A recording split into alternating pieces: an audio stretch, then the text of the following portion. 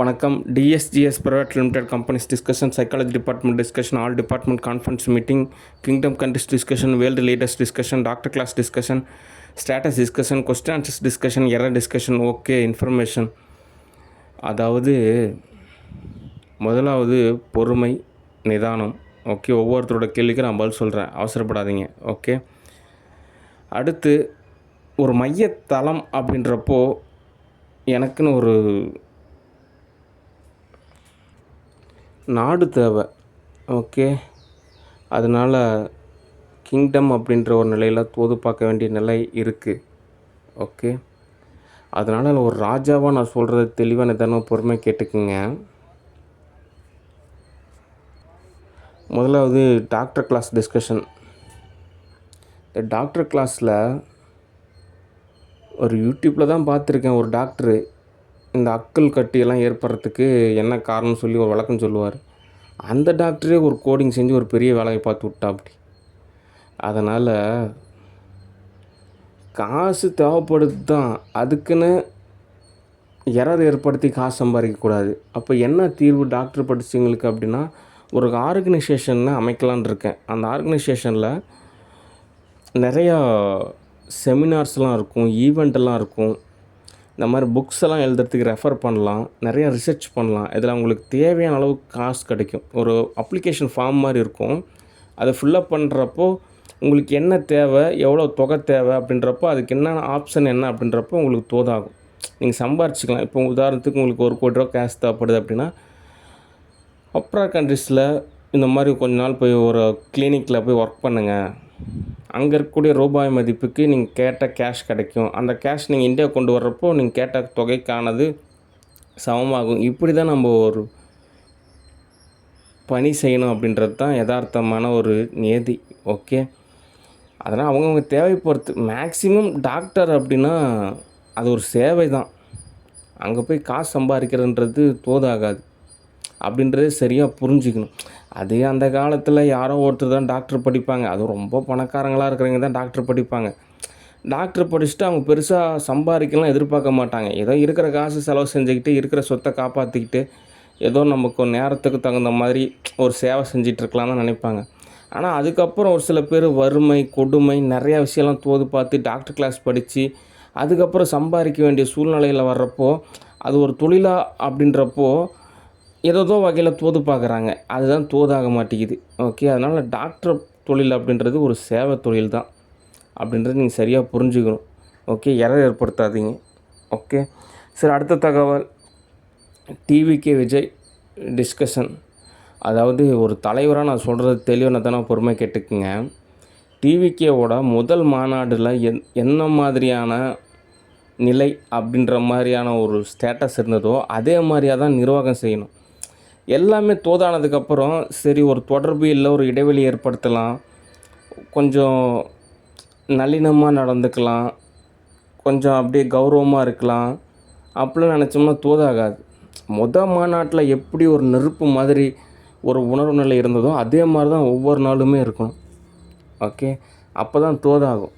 Okay, அடுத்து தமிழ்நாட்டில் இருக்கக்கூடிய மாவட்டங்கள் எல்லாத்தையும் தோது பார்த்து எந்தெந்த மாவட்டங்களுக்கு என்னென்ன தேவை இருக்குது, என்னென்ன விஷயம் சரி செய்யலாம் அப்படின்றத டிஸ்கஷன் அப்படின்றது மிகவும் அவசியம். ரொம்பவே நிதானமாக, பொறுமையாக, பக்குவமாக நிர்வாகம் செஞ்சாலே சரியாயிடும். ஓகே, ஏன் அப்படின்னா ஒரு முதல்வர் அப்படின்றவங்க அந்த மாநிலத்தில் இருக்கக்கூடிய எல்லா மாவட்டங்களுக்குமே அவர் தான் நிர்வாக பொறுப்பாளர். ஓகே, ஆனால் ஒரு நிலையில் என்ன நடக்கும் அப்படின்னா, ஒரு முதல்வர் ஒரு மாவட்டத்தை மட்டும் ஓரளவு நிர்வாகம் செஞ்சிட்ருக்கிறப்போ எதிர்பாராத விதமாக இன்னொரு மாவட்டத்தில் ஏதோ எரர் ஏற்படும். உடனே அதை வந்துட்டு ஒரு பிரேக்கிங் நியூஸாகவும் எல்லாமே சொல்லுவாங்க. அது மீடியா குறை சொல்லாதீங்க. ஏன்னா அது அவங்களுக்கும் ஒரு தொழில். அங்கேயும் வேலை செய்கிறவங்க மனுஷங்க தான். அவங்க வந்துட்டு ஒரு ஒரு ஒரு தகவல் சொல்கிறாங்க. அதை ஏன் பரபரப்பாக பதட்டமாக எடுத்துக்கூடாது. ஓகே, அது ஒரு நியூஸ், அவ்வளோதான். அப்படி தான் நீங்கள் எடுத்துக்கணும். ஓகே, ஆனால் ஒரு பொறுப்பாளரை பொறுத்தவரைக்கும் இங்கே நிர்வாகம் செஞ்சிட்ருக்கிறப்ப அங்கே சேதாரம் ஏற்படும். சரி, அங்கே போய் நிர்வாகம் செய்யலான்றப்ப இங்கே போய் சேதாரம் ஏற்படும். அப்படி தான் நிறையா இஷ்யூ ஆகும். அப்படின்றப்ப என்ன தீர்வு அப்படின்னா, ஒரு பொதுவான நிலையில் அத்தனை பகுதியுமே நிர்வகிக்கணும். அப்போ தான் சரியான தீர்வு கிடைக்கும். ஒரு பகுதியை மட்டுமே தோது பார்த்தோம் அப்படின்னா தோதாகாது. இப்போது ஸ்டாலினை பொறுத்த வரைக்கும் ஆட்சிக்கு வந்ததுக்கப்புறம் ஒரு சில வருடம் சென்னையை தூது பார்த்துட்டு இருந்தார். அங்கே இருக்கக்கூடிய ஸ்கூலுக்கெல்லாம் போகிறது, அங்கே இருக்கக்கூடிய ஸ்கூலை கவனிக்கிறது, அந்த பகுதியை தூது பார்த்துட்டு இருக்கிறப்ப இங்கே நிறைய எரர் ஏற்பட்டுச்சு. அதுக்கப்புறம் அங்கே தூது பார்த்துட்டு இங்கே இங்கே இருக்கக்கூடிய மாவட்டங்கள் எல்லாத்தையும் தூது பார்க்கலாம்னு நினைக்கிறதுக்குள்ளே அடுத்த எலெக்ஷனே வந்துருச்சு.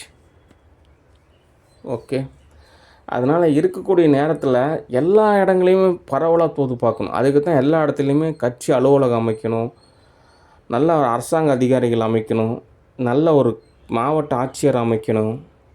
எல்லா வகையிலும் நமக்கு தோதான நபர்களை மட்டும்தான் நியமிக்கணும். அப்போ தான் நமக்கு எல்லா வகையிலும் தோதாகும்.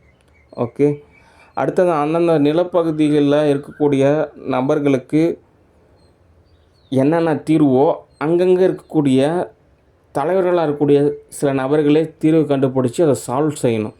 ஓகே, எல்லா விஷயத்துக்குமே சென்னையில் இருக்கக்கூடிய தலைமை செயலகத்தில் தான் தூது பார்க்கணும்னு நினைக்காம அங்கங்கே இருக்கக்கூடிய பிரச்சனையை அங்கங்கே சால்வ் பண்ணணும். ஓகே, அடுத்து வீடியோ கான்ஃபரன்ஸையும் பயன்படுத்தலாம். எல்லா இடத்துலையுமே நேரில் போய் சந்திக்கிறதுன்றது ரொம்ப சிரமம். ஏன் அப்படின்னா எல்லாமே பார்த்திங்கன்னா மக்களோட வரிப்பணம் தான். அவங்கவுங்க சொந்த காசை செலவு பண்ணுறதுக்கு அனுமதி கிடையாது. அந்த ஒரு சிஸ்டம் அப்படின்ற மாதிரி, யூகே சிஸ்டம் அப்படின்ற மாதிரி. ஓகே, அதனால் முதல்ல ஒரு இடத்துக்கு பயணிக்கிறார் அப்படின்னா மக்களோட வரி பணத்தில் தான் அவருக்கு பாதுகாப்பு, எல்லா செலவுமே இருக்குது. அவர் அதை மிச்சப்படுத்தலாம்னு நினைக்கிறாரு. ஆனால் இவங்க என்ன நினச்சிக்கிறாங்க, அவர் வரமாட்டேங்கிறாரு, பேச மாட்டேங்கிறாரு, எங்களுக்கு தோது பார்க்க மாட்டேங்கிறாரு அப்படின்னு நினைக்கிறாங்க. அவர் காசை ஓரளவு சிக்கனப்படுத்தி ஓரளவு நல்லது செய்யலாமே அப்படின்னு அவர் தோது பார்க்குறாரு. ஓகே, அதனால் வீடியோ கான்ஃபரன்ஸில் பேசலாம், அல்லது நீங்கள் அவர் சொல்கிற இடத்துல போய் அவரை சந்திக்கலாம். ஓகே, அப்போனா தான் தோதாக. இப்போது வல்லரசு நாடுனா ஒன்றும் தெரிவிக்காது. சரி, கஜானாவில் ஊருப்பட்ட காசு இருக்குது, சரி கொஞ்சமாவது காசு செலவு பண்ணால் தான் கொஞ்சம் அக்கௌண்ட்ஸ் எழுதுறதுக்கு தோதாக இருக்குன்னு சொல்லிட்டு செலவு பண்ணலாம். கஜானாவே ரொம்ப காலியாக தான் இருக்குது. காலியாக இருக்கிறது இல்லாமல் கடனில் இருக்குது. அந்த ஒரு பக்கம் அந்த கடனை திரும்ப கட்டுறதா, இல்லை கஜானாவில் காசு சேர்த்துறதா, இல்லை மக்களுக்கு நலத்திட்டம் செய்கிறதா அப்படின்றது தான் ஒரு குழப்பமான ஒரு நிலை இருக்கும். ஆனாலும் யதார்த்த ரீதியாக கொஞ்சம் கொஞ்சமாக கடன் அடைக்கணும், கொஞ்சம் கொஞ்சமாக கஜானாவில் காசு சேர்த்தணும், கொஞ்சம் கொஞ்சமாக நலத்திட்டங்களை ஆரம்பிக்கணும். ஓகே, அதனால் இந்த டேக்ஸ் அப்படின்றது சரியான வகையில் நிர்வகிக்கணும். ஓகே, அதனால் எந்த ஒரு விஷயமா இருந்தாலுமே அது ஒரு சமூகவியலான, பொருளாதார நிலையிலான ஒரு பண்பு நிலையில் அதை ஆலோசனை செஞ்சுட்டு அதுக்கு என்ன ஒரு தீர்வு அப்படின்றது தான் தோதாகும்.